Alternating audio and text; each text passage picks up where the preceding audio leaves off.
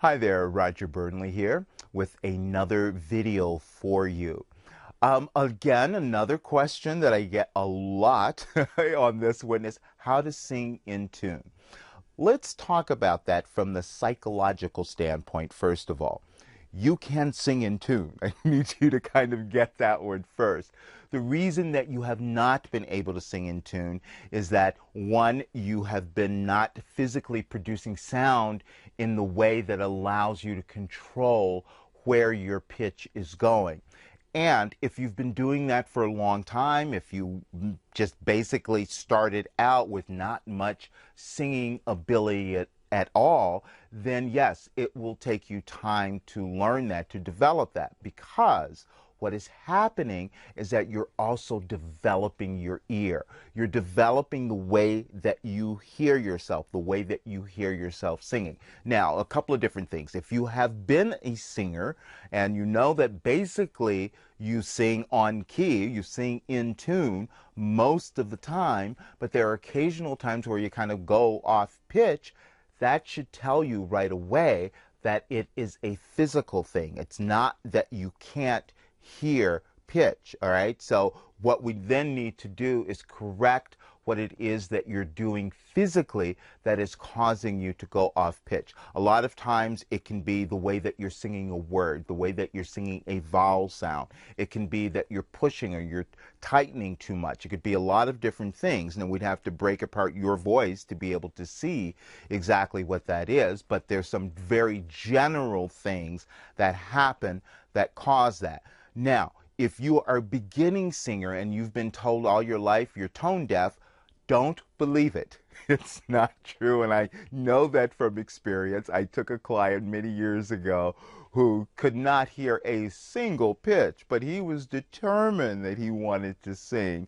And so it took us a long time, but I got him, we did some ear training and got him to start to control what his voice was doing. And as you start to control what your voice is doing, then the way that you hear yourself will start to change as well. And another word of advice about that, as you're doing these exercises, as you're correcting some of the old habits that you might have had that may have been giving you problems, the other thing that will start to happen is that you'll start to experience the way that you hear yourself very differently as well. So one of the things that I use, and a lot of people say they don't quite know that they can do this, but let me tell you, if you practice it enough, you will do it. So I'm going to do an exercise, and this is on my singing program, but I haven't used these on the video very much, but I want to do this one now because it accomplishes two things. One, it gets you to start to be a little more flexible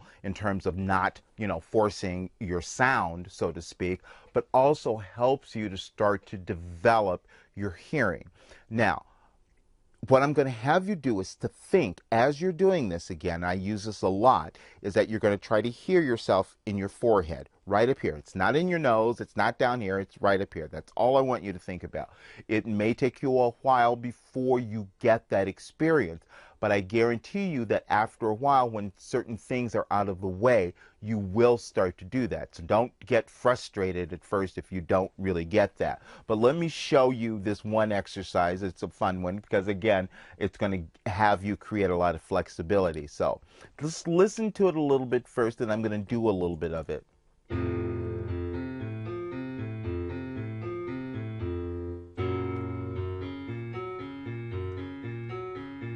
You see how it's just going back and forth and back and forth. And so, one, it's going to force you to let go, allow the vocal cords to do that changing and hit those notes. And at the same time, I need you to focus on being able to hear yourself doing it, okay?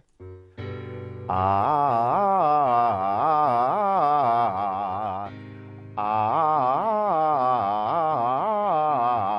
up here. Ah, ah.